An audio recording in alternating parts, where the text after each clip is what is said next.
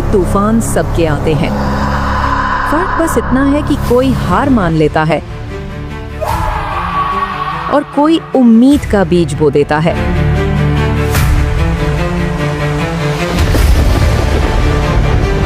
ये कहानी है मारिया की, एक छोटी सी लड़की जिसके पास था सिर्फ विश्वास और दादा के लिखे हुए वचन।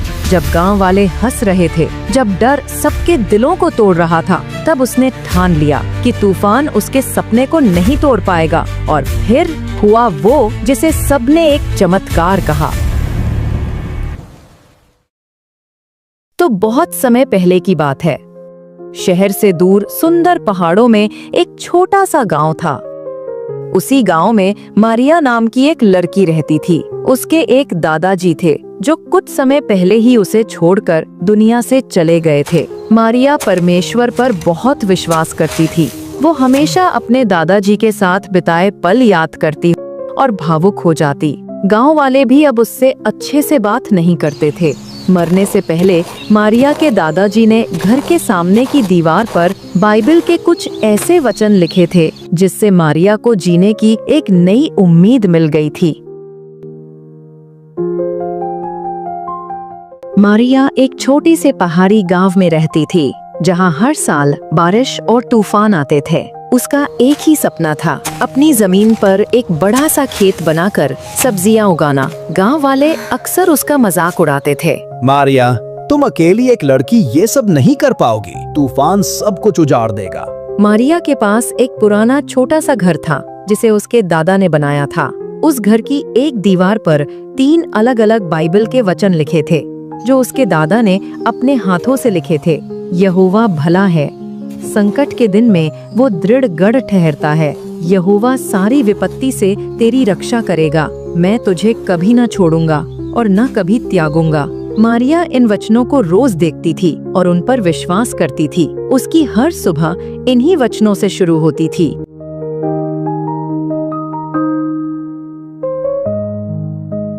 गांव में एक व्यक्ति था जिसका नाम करण था। करण बाहर शहर में काम करके लौटा था। उसने बड़े शहर में बहुत कुछ देखा था, लेकिन उसने विश्वास करना छोड़ दिया था। जब उसने मारिया के सपने के बारे में सुना तो उसने उसका मजाक उड़ाया। देखो, आखिरी बार जब यहाँ तूफान आया था तब यहाँ एक भी झोपड़ी नहीं बची थी। तुम अपने सपनों को छोड़ दो मारिया। लेकिन मारिया ने अपने वचनों पर भरोसा रखा और खेत पर काम करना शुरू कर दिया। उसने मेहनत की, जमीन साफ की और बीज बो दिए। एक दिन गांव में बड़ी खबर आई। मौसम विभाग ने चेतावनी दी कि एक भयानक तूफान आने वाला है। गांव के सब लोग डर गए और अपने अपने घरों में छिप गए। करण भी बहुत डर गया।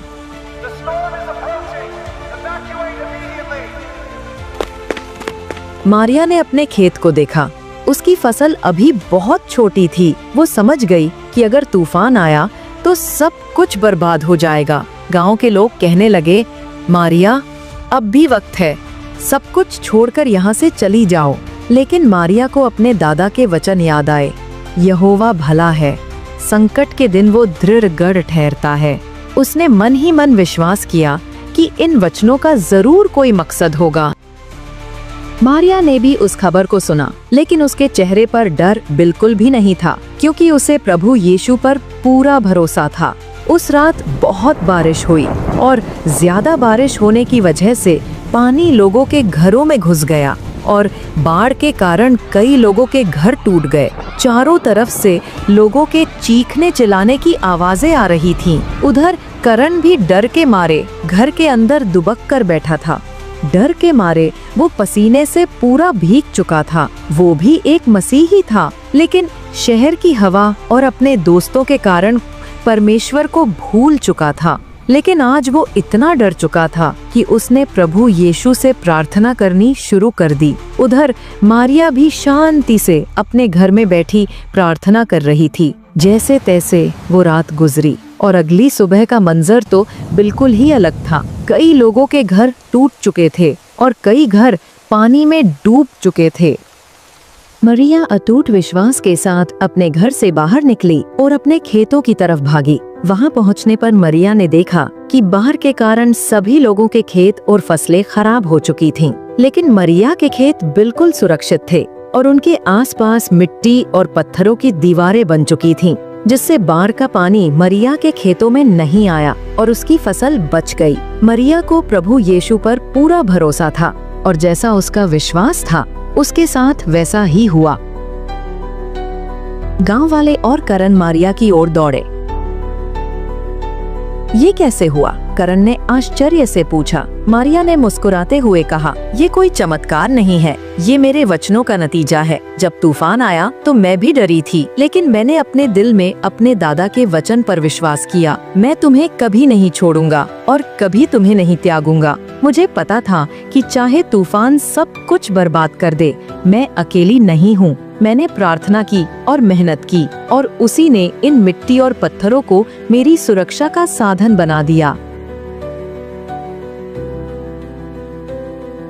तूफान के दौरान अजीब घटना हुई। गांव के आगे का पुल टूट गया और गांव बाकी दुनिया से कट गया। लोग परेशान हो गए, खाने पीने का सामान खत्म होने लगा और बीमारियां फैलने लगी। करण, जो खुद को सबसे होशियार मानता था, अब निराश हो गया। उसने मारिया को देखा, जो अब भी शांत थी। उसने मारिया से पूछा, तुम कैसे इतनी शांत हो? मारिया ने मुस्कुराकर कहा, यहोवा सारी विपत्ति से तेरी रक्षा करेगा। यहोवा तेरे प्राण की रक्षा करेगा। मारिया ने सब भूखे गांव वालों को अपने खेत की सब्जियां दी। करण को अपनी गलती का एहसास हुआ। उसने मारिया से माफी मांगी और वचन पर विश्वास करना शुरू कर दिया। इस कहानी से हमें ये शिक्षा मिलती है कि जब हमारी जिंदगी में तूफान आते हैं, हम अक्सर डर जाते हैं, लेकिन वचन जैसे संकट के दिन यहोवा दृढ़ गढ़ ठहरता है, हमें ये विश्वास देते हैं कि हम अकेले नहीं हैं। जब हम मुश्किलों में भी मेहनत करते हैं और विश्वास रखते हैं, तो वही मुश्किलें और मुसीबतें हमारी सुरक्षा का रास्ता बन जाती हैं, जैसे इस कहानी में मिट्टी और पत्थरों ने किया। असल में वचन केवल बोलने या सुनने के लिए ही नहीं होते, बल्कि जीने के लिए होते हैं।